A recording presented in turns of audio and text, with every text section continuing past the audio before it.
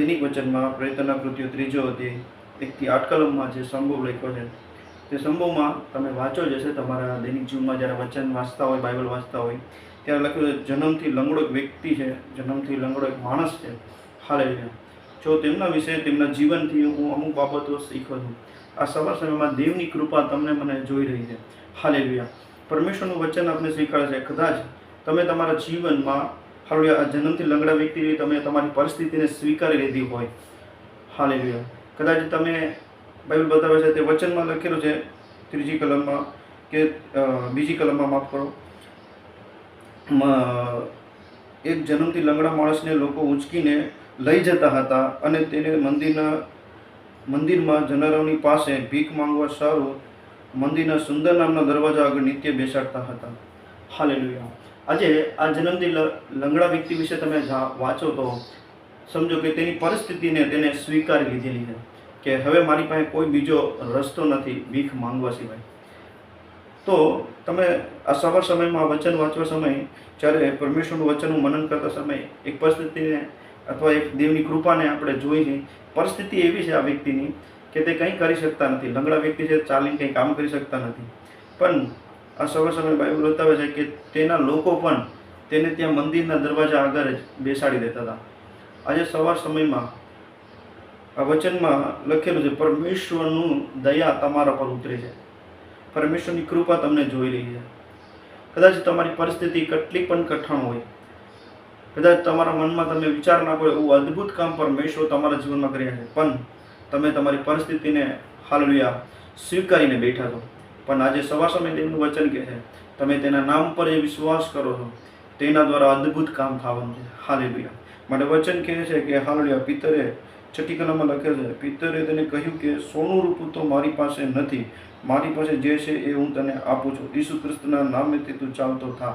બરાબર. પરમેશ્વરનું વચન પિતર એને કહે છે મારી પાસે સોનું રૂપું નથી, પણ એની આગળ કલમ વાંચો તો 4 કલમ, ત્યારે પિતરે તથા યુવાને તેની સામે એકી નજર જોઈને કહ્યું કે અમારી તરફ જો. હાલેલુયા. આજે સવાર સમયમાં હાલેલુયા તમારી પરિસ્થિતિ કેટલી પણ કઠણ હોય, હાલેલુયા તમે તમારી પરિસ્થિતિને સ્વીકાર લીધી છે કે હું મારા જીવનમાં આમાં ક્યારેય પરિવર્તન નહીં આવે, પણ આજે દેવને તમે જોવો છો. હાલેલુયા. પણ તમારી નજર તમારા આરોગ્ય ઉપર ના હોય. આ લંગડા વ્યક્તિને એમ નહોતું કે હું આજે ચાલતો થવાનો છું. આ લંગડા વ્યક્તિ એમ નહોતું કે હું આજે આરોગ્ય પામવાનો છું. હું હજી પણ એ જ પરિસ્થિતિમાં પિત્તરની સામે એ જ નજરે જોઈ શક્યો અમે કે મને કંઈ ભીખ મળશે. હાલેલુયા. પણ પરમેશ્વર તમને હાથ ફેલાવનાર બનાવવાના નથી. પરમેશ્વર તમારા હાલેલુયા સામર્થ્ય આપવાના છે. પરમેશ્વર તમારી જગ્યાએથી તમને ઊભા કરવાના છે. હાલેલુયા. માટે વચન એમ બતાવે છે, હાલે પિત્તરે કીધું અમારી સામે એક જો તું, હાલેલુયા તેને ઈરાદાથી જોયું કે મને કંઈ ભીખ મળશે અથવા તો મને કંઈક તેની પાસે મળશે. પણ તમારી મારી નજર તમને જે હાલેલુયા પરમેશ્વરની નજર તમારા ઉપર અલગ છે. તમને તમારી પરિસ્થિતિને તમે સ્વીકાર લીધી છે કે હું આ બાબતમાં તો હું ક્યારેય સાજો નહીં થાય, આ પરિસ્થિતિમાં મારા જીવનમાં ક્યારેય સામર્થ્ય નહીં આવે, હું મારા પગ ઉપર કે ઘૂંટણ ઉપર ઊભો નહીં રહી શકું. પણ બાઇબલ બતાવે છે પરમેશ્વરની તમને એવી નજર નથી જોતા. પરમેશ્વર તમને આરોગ્ય નજરથી જોઈ છે. પરમેશ્વર તમને શક્તિમાન કરનાર છે. હાલેલુયા. જો તે જન્મથી લંગડા વ્યક્તિને હાલેલુયા પરમેશ્વર હાલેલુયા સાજાપણું આપે છે એમ બાઇબલ બતાવે છે. પિતરે કીધું કે અમારી પાસે સોનું રૂપું તો નથી, પણ ઈસુ ખ્રિસ્તના નામેથી તું ચાલતો થાય એમ બાઇબલ બતાવે છે. હાલેલુયા. માટે બાઇબલ પણ તમને વચન વાંચો તો સ્પષ્ટ રીતે લખેલું છે પરમેશ્વરે તેને ચાલતા કર્યા છે. હાલેલુયા. માટે આ સવાર સમયમાં તમે આ લંગડા વ્યક્તિ જેવી તમારી પરિસ્થિતિ હોય, હાલેલુયા તમે અમુક હાલેલુયા કાર્યમાં તમે સ્વીકાર લીધો હોય કે હવે હું આ બિઝનેસ કરીશ અથવા તો આ ધંધો કરીશ તો હું ઊભો નહીં થઈ શકું, હું એ કાર્યમાં હું ફરી પડી જઈશ અથવા મારી પરિસ્થિતિ એવી નથી કે હું તેને ચલાવી શકું. પણ બાઇબલ બતાવે છે પરમેશ્વર તમને સામર્થ્ય આપનાર છે, પરમેશ્વર તમને શક્તિ આપનાર છે. હાલેલુયા. પરમેશ્વર હાલેલુયા તમારા બિઝનેસ અથવા તમારા કોઈ પણ ધંધાને પરમેશ્વર વધારવા જઈ રહી શકે છે. હાલેલુયા. માટે તમારી નજર કદાચ તમે તે પરિસ્થિતિને સ્વીકાર લેતા હોય કે નહીં પરિવર્તન આવે, પણ પરમેશ્વરની નજર તમને મને એવી રીતે નથી જોતી. પરમેશ્વરની નજર તમને હાલેલુયા શક્તિમાન કરનાર છે. હાલેલુયા. કદાચ તમારા શરીરમાં જે બીમારી છે તેને તમે સ્વીકાર લીધી છે કે હું આમાંથી પરિવર્તન નથી પામવાનો, પણ બાઇબલનું વચન બતાવે છે કે પરમેશ્વર હાલેલુયા તમને આરોગ્ય આપનાર છે. હાલેલુયા. જો તમે આ લંગડા વ્યક્તિ જેમ કદાચ તમારી પરિસ્થિતિને તમે જૂજતા હોય અથવા તમે સ્વીકાર લીધી હોય, પણ તમને હાલેલુયા દેવનું વચન તમને મને કહી છે કે હાલેલુયા તમારી પરિસ્થિતિમાં પરમેશ્વર હાલેલુયા પરિવર્તન લઈ આવવાના છે.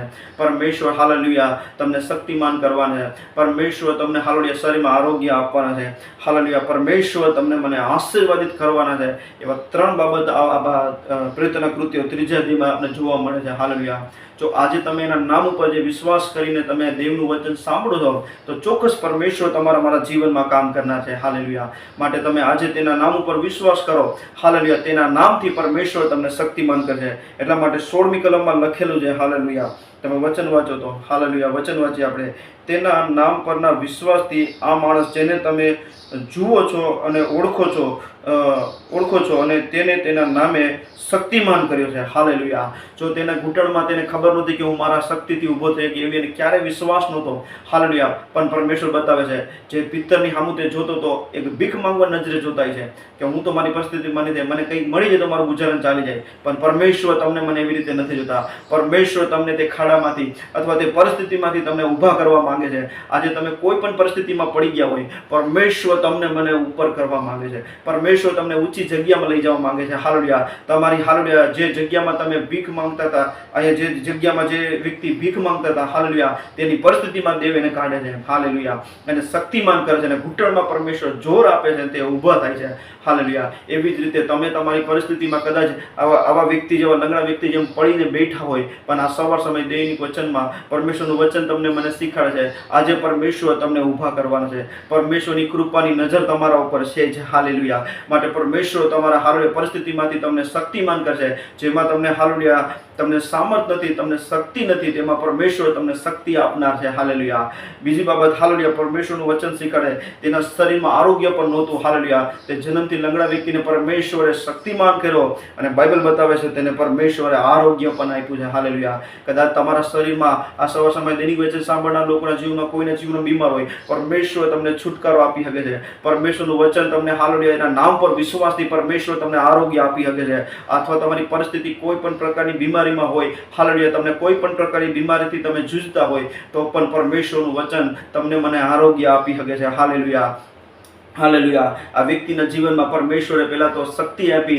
હાલેલુયા તેના ઘૂંટણમાં ઊભા થઈને બીજી બાબત બાઇબલ બતાવે છે તેને આરોગ્ય પણ આપ્યું. એટલે 16મી કલમમાં સ્પષ્ટ રીતે લખે છે હાલેલુયા તેના નામે તેને શક્તિમાન કર્યો છે. હા અને તેના નામના વિશ્વાસે તમે સર્વની આગળ તેને પરમેશ્વરે હાલેલુયા આરોગ્ય આપ્યું છે. હાલેલુયા પરમેશ્વરે પૂરેપૂરું પરમેશ્વરે તેના શરીરમાં આરોગ્ય આપ્યું છે. હાલેલુયા જો તમારા જીવનમાં પણ હાલેલુયા અમુક બાબતમાં તમને હાલેલુયા હિંમત ના હોય અથવા તમને શક્તિ ના હોય હાલેલુયા તે કરવાની, તમને આ વ્યક્તિને જેમ ઊભા થવાની શક્તિ નહોતી એમ તમને હાલેલુયા તમારા હાલેલુયા કામકાજમાં, તમારા બિઝનેસમાં અથવા તો તમારા કોઈ પણ ધંધામાં તમને ઊભું થવાનું તમને સામર્થ ના મળતું હોય, પણ તમે પરમેશ્વરના નામ પર વિશ્વાસ કરો. હાલેલુયા પરમેશ્વર તમને હાલેલુયા ઊભા કરી શકે છે. પરમેશ્વર તમને શક્તિમાન કરી શકે છે. હાલેલુયા અને જો જે લોકો બીમારમાં છે, તમે બીમારની પરિસ્થિતિમાંથી તમે ઊભા નથી થઈ શકતા, પણ તમે ચિંતા ના કરો. પરમેશ્વરના નામ પર વિશ્વાસથી પરમેશ્વર તમને સંપૂર્ણ રીતે તમને આરોગ્ય આપી શકે છે. હાલેલુયા માટે તમે તેના નામ પર વિશ્વાસ કરો.